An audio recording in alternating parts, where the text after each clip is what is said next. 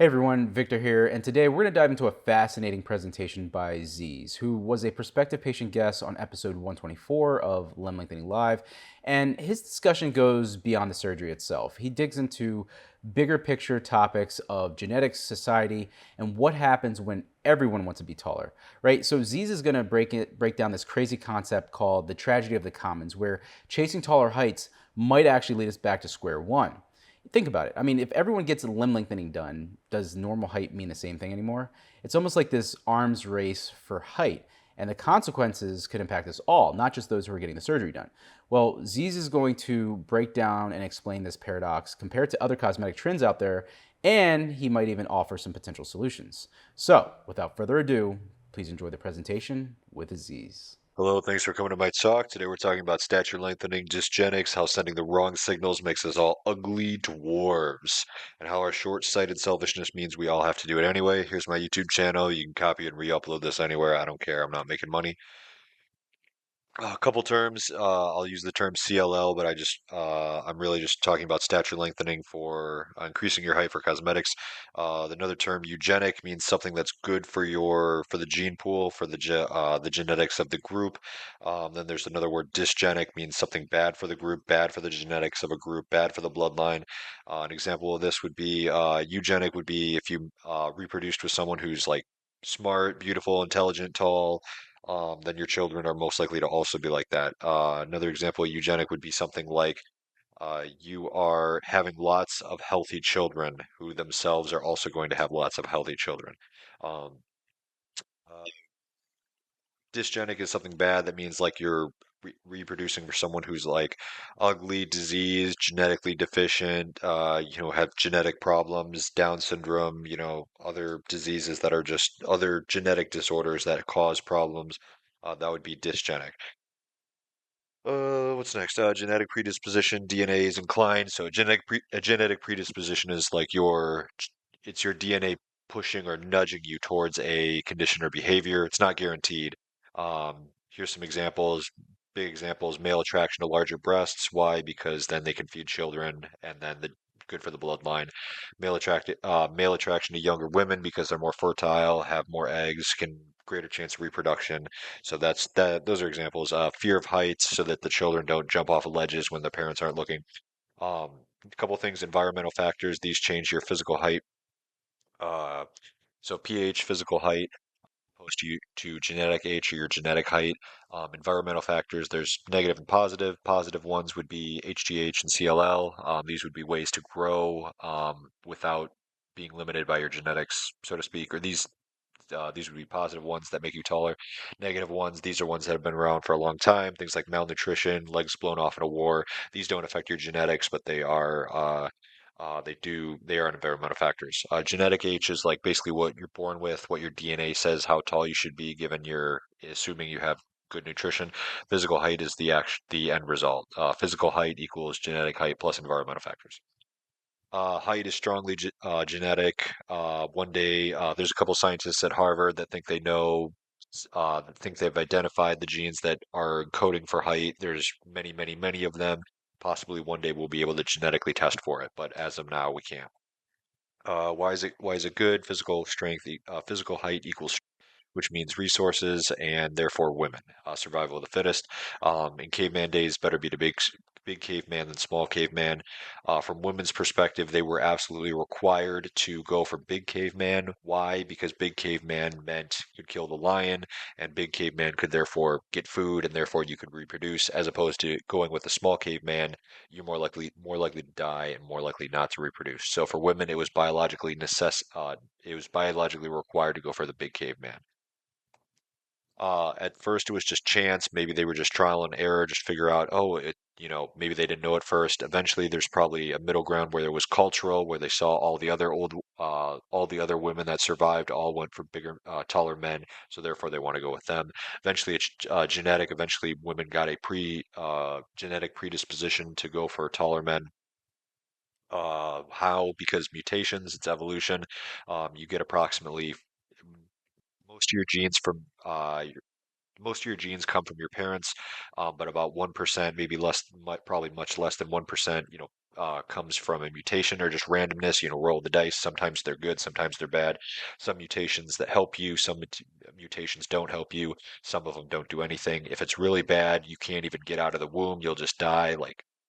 Some mutations are good and they like make you, stronger, fat, better eyesight, faster, something like that. If they help you, then you should be able to reproduce more and survive more. Those are good mutations. Those are eugenic. Conversely, if a mutation is bad, it might hurt you, and therefore, right.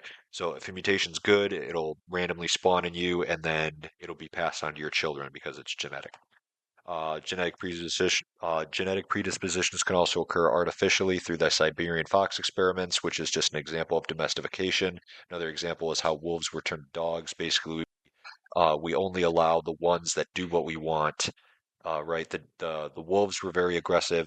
Well, let's look at the foxes. Foxes were very aggressive at first. They didn't like humans.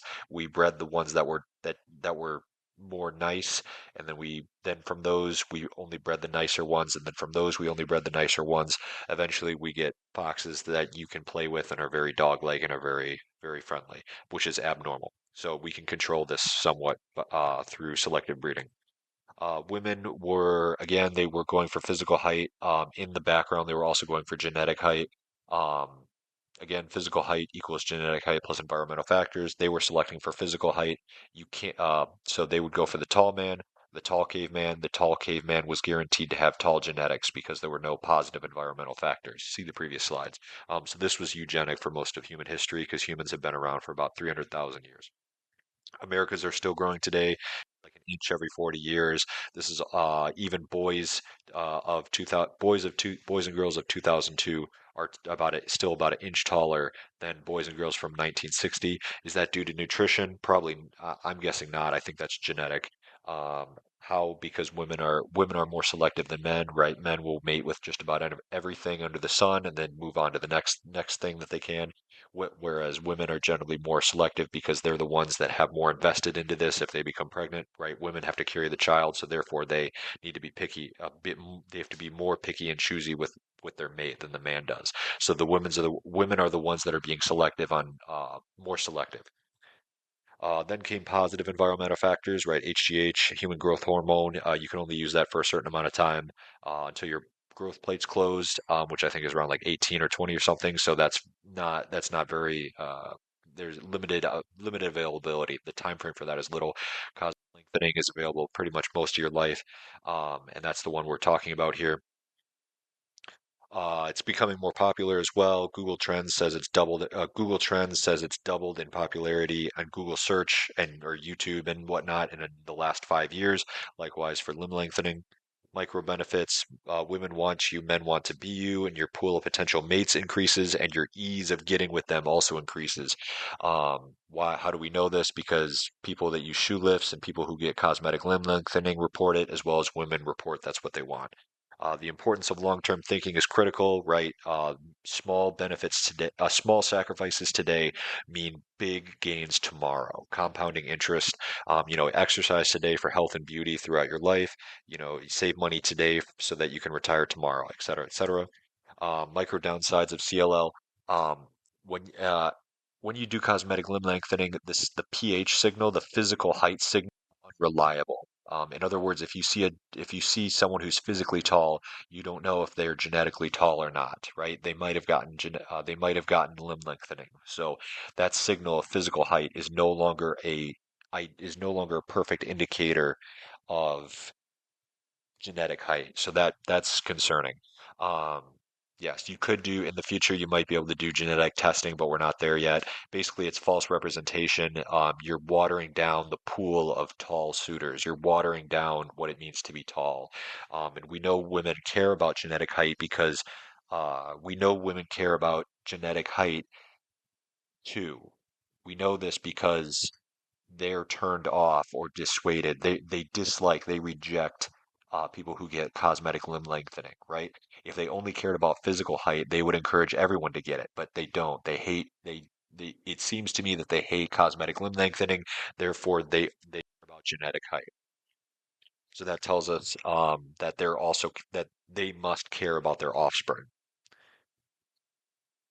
Macro downsides for society of CLL. It increases the average physical height of the entire group, making everyone else relatively shorter. I can't stress this enough. You're raising the bar for everyone and inauthentically. So you're distorting what the true genetic height is. This is an example of tragedy of the commons. Um, yes. Here's an example. So say here's a diagram. Median height is 3.5 in this group. Here's this column is your physical height. This column is your genetic height. So you're basically one of these circles. The inside number is your genetic height from because it's inside you, and the outside number is your physical height, your appearance from outside. So say you're this two, you have a two genetic height and two physical height, and then you get cosmetic limb lengthening, and then you come up here. Now you have a five physical height, but you're still a two on the inside. What's the result? Change the median for the entire group. The entire group's median has changed. This distorts what it means to be normal, right? Before, if you were within zero point 0.5 of the median, you were normal. Now it includes people who were originally tall, and you're pushing someone, right? This three here used to be normal, and now it's in the short category because it's not within zero point 0.5 of the median. Likewise for the talls, right? This guy who's a five, genetic height five and physical height five, he gets pushed down to normal because now he's within zero point 0.5 of the median. So that changes things, that distorts things. And this is only for one cosmetic limb lengthener. Tragedy of the commons is a problem where what's in your best interest is different from what's in the group's best interest. And so therefore you do what's best for you. And when other people see that you're not doing what's best for the group, then they themselves will be more likely to copy you. An example of this is health insurance. You're super healthy and you decide not to get health insurance, right? Because why would you need it? Then other people, it raises the cost for other people, and then other people will also leave, and then the next healthiest person will leave. A similar thing if you're at the grocery store and you see someone stealing, right? Why? They're just stealing a bunch of stuff, putting in a trash bag and walking out, and there looks like there's no punishment. Why should you be paying when they're getting away with it for free? Right? You're more inclined to copy them. So it's a toxic problem. Here's an example, prisoner's dilemma. I'd encourage you to pause this video and look at this. The best thing for the group, ignore the letters here, but just look at the numbers. The numbers are how many decades in jail. What's best for the group? The example here is the police arrest you and another person. You and the other person committed a crime. What's in your best? Well, I guess it doesn't even matter, but you have two options. You can, let's say you're red here, you can either stay silent or you can snitch. If you stay silent, if both people stay silent, it's the best situation for the group. But if both people snitch, it's the worst thing for the group. However, because uh, snitching is always in your favor as an individual, though. So, right, say your friend is staying silent, it is best for you to snitch, right? If your friend is staying silent, this number here is less than this one. So if you snitch on your friend, you walk free here, as opposed to staying silent, then you're in jail for a year. So that's the difference. The difference is the key takeaway from this. The difference is that what's best for you is always to snitch, right? Look at if your friend testifies, it's still better for you to snitch. If your friends stay silent, it's still better for you to snitch. But what's best for the group cooperating and staying silent. That's the difference. So this is an example of tragedy of the commons. I think it's the same with CLL. Problem is that social cohesion across all the Western world seems to be decreasing. People don't feel connected with their communities. They're not volunteer for the area. They're not volunteering overall. They're perceiving crime to be high, political polarization, religious diversification and conflict, et cetera, et cetera. So people are no longer really doing what's best for the greater good. That causes kind of again a death spiral. People need CLL, they get CLL, increases the physical height average for the whole group. Everyone else gets relatively shorter. Everyone else feels relatively shorter. The next generation is, or sorry, more people mate unknowingly with genetically short people, and then the next generation literally is genetically shorter, and then the cycle continues. I'd encourage you to pause the video and look at this in detail. The end result is, or basically, it's an arm race of non-genetic height. Oops, sorry. It's an arm race of non-genetic height. So ask the question, what happens if every single person got ZLL or CLL? No one would really be any taller or shorter relatively, right? If everyone got the surgery, then there'd be a lot of complications, there'd be a lot of stuff lost, but no one would be any taller. Essentially, uh, height only matters height is relative, is what I'm trying to say. So if you're taller than it's your relative to like the average, relative to the rest of the group. So if you're taller than other people, then you're tall. The number doesn't really matter. It's just you're higher than them, so to speak. And that's so cosmetic limb lengthening is only beneficial if others don't get it. Women also send false signals, a lot of false signals. Big one is makeup and all the different kinds, other surgeries, boob job, nose job, Brazilian butt lift, facelift, blah, blah, blah, Instagram filters. So they also do this too. And hence, the real purpose of this talk is not really cosmetic limb lengthening, it's more cosmetics in general. You're basically just lying to everyone else. And the problem is that everyone's just kind of lying to each other. And then the children are not what you would expect because everyone's kind of deceiving everyone else. Um, Solutions. Um, if we wanted to prevent this, we already have laws against like things like dumping toxic waste in the river because if it hurts the group indirectly. We also have laws against false advertising because people would prefer going for a magic pill to cure their cancer rather than doing chemotherapy, which is difficult but would actually help. We also ban steroids in the Olympics, right? Because it distorts like the results, right? In the Olympics is also a game where your relative score matters, right? To win in the Olympics, you need to be better than other people to get the gold medal, and therefore steroids are banned in the Olympics, and also like UFC and stuff like that. Similar for amphetamines in like colleges and college entrance exams, but you can now get that with a prescription, so that's just more problems. If we wanted to we would have to theoretically ban it on the entire world. That's not really practical. We can't even keep drugs out of prisons. China did cosmetic limb lengthening, but people that are rich enough, you just go overseas and get it, and that's what most people are doing anyway. So it's not really practical to ban it. In short, basically, in the sexual marketplace, everyone's basically lying to each other. It would be ideal if we could all just like, accept who we are and kumbaya and just stop lying to each other. That would, but we're not there. Instead, right now, we're just kind of all false advertising to each other. And then, just like in Tragedy of the Commons and the Prisoner's Dilemma, we're getting the worst outcome where everyone just lies. And, we're all going to eventually start getting shorter. Um, Ideally this would be the case of like some kind of we would need some kind of like social cohesion, some kind of religion to like tell people, hey, just don't lie to people, accept who you are, your body is a gift, don't destroy it for cosmetics essentially. But religion is generally dying in the West, so and that's not really happening. And more people are doing these things, just as I saw in the Google Trends. So it's we're not really going in the ideal direction. So yep. Rebuttals. There's a couple rebuttals. They're going to say women weren't selecting for height. It was taller men killing shorter men. That would just mean that nature was selecting for height, or men were selecting for height, or possibly the woman's fathers were selecting for height. Either way, it doesn't really change the outcome of the result. Um, Rebuttal two: women were men that are genetically short should still be able to get women and reproduce. Sure, that's fine. I mean, I'm not telling you what to do. I'm just saying that the result is that the more short people that reproduce, the more short kids you have. And if that is that okay? Do you want the next generation to be shorter? That's up to you. Uh, another rebuttal is I'm short because of my environment, not because of my genetics. Basically saying I'm genetically tall on the inside, so it's okay to get CLL. I would put you to the test to prove that. We have the test for that, and most situations that's not going to be true. Another thing is I'm only going from very short to short or short to normal. You're still changing the average physical height of the group and distorting what reality really is. You're distorting what the genetic height really is, and you're making everyone else relatively shorter. Same for oh, I'm only married, but you're still changing the perception of reality, and you're still changing what normal is to people. Same thing for this. Um, you can't discuss the bloodline or eugenics because you become a genocider and a bad person.